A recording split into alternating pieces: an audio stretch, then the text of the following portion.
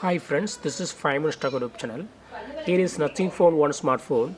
In this video, you will learn how you can take background blurred image in your phone Nothing Phone One. First, go to the camera. Go to camera and here tap on portrait. Keep the mode in portrait and take pictures.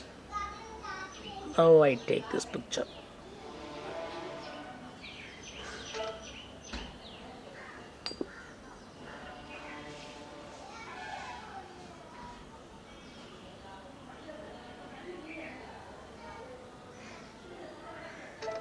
And open the picture that you took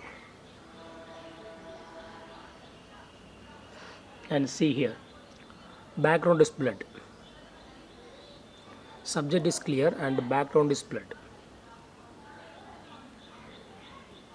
Subject is here in this tone and background is blurred. So in this way you can easily take background blurred image in your phone Nothing Phone One. That's all friends. Thanks for watching. Bye.